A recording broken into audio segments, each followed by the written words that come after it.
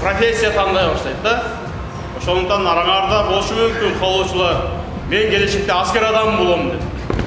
Кыргыз Республикасында 2 аскер окуу жайы бар. 4 предметтен тест тапшырабыз. Математика, физика, география и тарых. Тамак ашы бекер болуп аткандан кийин, кийим кече бекер болуп аткандан кийин, стипендияны берип аткандан кийин, контракт төлөбөйсүңөр. Бүт бардыгы мамлекет несебинен болот. Только окуш керек, окууну бүтүп, ата мекенди коргош керек, служба кылыш керек. Түшүндүңөрбү?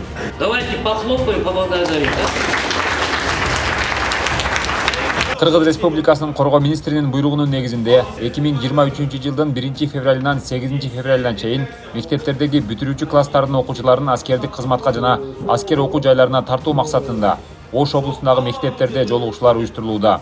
Коргоо министрлигинин өкүлү полковник Урмат Калыев баштаган аскер адистери Ош шаары, Кара Суу жана өзгөн райондорундагы мектептердин 9, 10, 11 класстарынын окуучуларына аскер окуу жайына тапшыруунун шарттары, атайын талаптар жана керектелүүчү документтер боюнча кеңири түшүндүрмө беришти.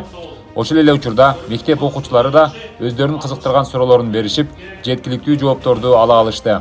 Кыргызстанда 9 класстын окуучулары үчүн улуттук аскер лицейи жана 11 класстын окуучулары үчүн жогорку аскер окуу жайы бар. Аскердик билимге ээ болууну каалап, окуу жайына тапшыруу үчүн абитуриенттер окуу жылы башталар алдында өздөрү жашаган аймактагы райондук комиссариаттарга кайрылса болот. Аскер окуу жайларынын талаптарына ылайык жалпы республикалык тестирлөөнүн көрсөткүчү 120 балдан жогору болушу керек. Ошондой эле медициналык кароодон өтүп, физикалык даярдыгы боюнча талаптарга толук жооп бериш керек. Белгилей кетсек, мындай иш-чара өлкөнүн бардык аймактарында өткөрүлүүдө.